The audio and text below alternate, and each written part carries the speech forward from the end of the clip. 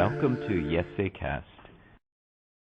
My name is Larissa Tachi. I'm an editor at ESA Business School, and I'm here with Professor Scott Taylor from Boston University.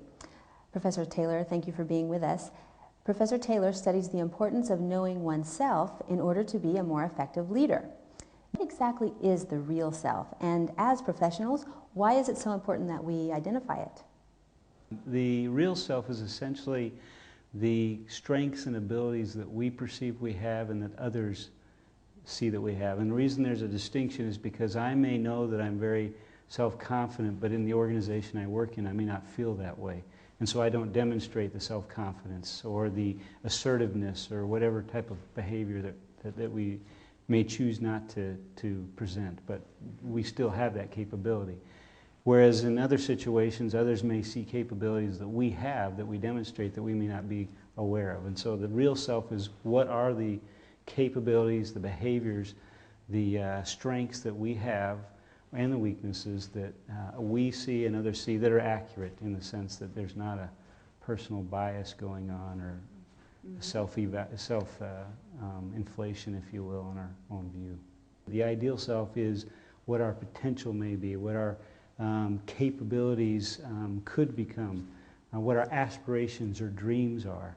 And the ideal self should be the driver for our development because that's what we're going to be committed to and passionate about. So understanding the real self is critical because then it gives us a baseline to know where we are in reference to our aspirations or for our vision or desired future, whether it be individually or for the organization. Does knowing your real self become more difficult in multicultural environments where cultural differences come into play?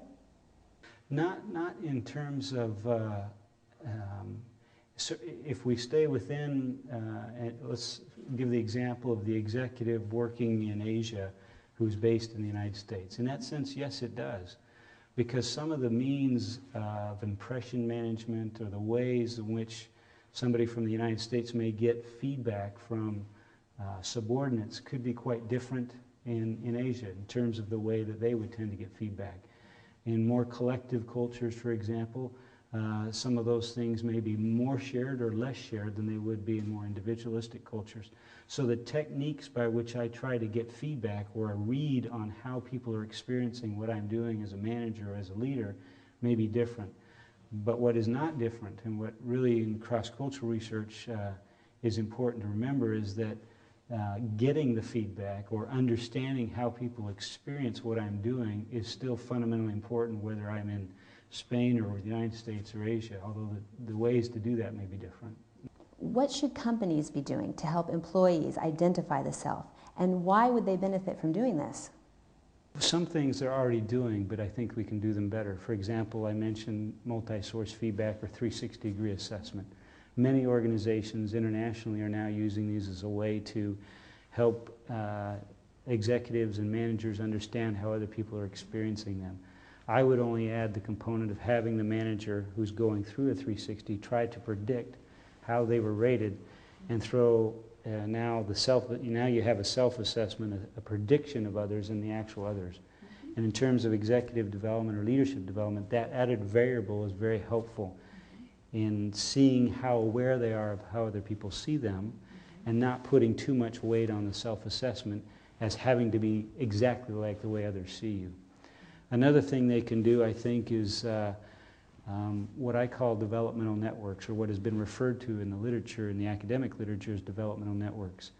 In working with executives, one of the pieces of advice or counsel that we give them and then help them do is to find those individuals who they can go to and get straight feedback. Because one of the challenges leaders face is often they are told what people think they want to hear, or they're not told what they need to know. And so for CEOs, for example, in the United States are primarily fired not for financial performance, although that's one of the big reasons, primarily fired for lousy decisions which lead to other problems like financial performance.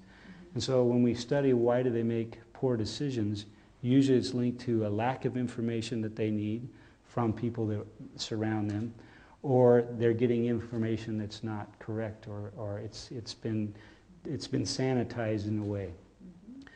So one of the ways to defeat what we call the CEO syndrome is having these executives or these managers at any level in the organization be very effective at creating relationships with people around them wherein those that work with them feel very comfortable sharing exactly what they think and feel about the actions the leader is taking. That requires certainly the leader to be courageous, to be open to learning, to be open to feedback. But when that type of relationship is fostered, then you have better information coming to those executives. And so we work with them on how can they create those types of relationships. And usually the most difficult situations with one's direct reports as opposed to peers or manager. So how do I help my direct reports feel comfortable sharing with me what they really think about and feel about the actions that I'm taking that influence them or the organization? And when they do that, they get credible feedback, if you will, on their real self. And so establishing those developmental networks, having 2 or 3 people within the organization and even some outside that I can go to and I know I'll get straight, undiluted feedback, unfiltered feedback about what I'm doing. Thank you very much, Professor Taylor.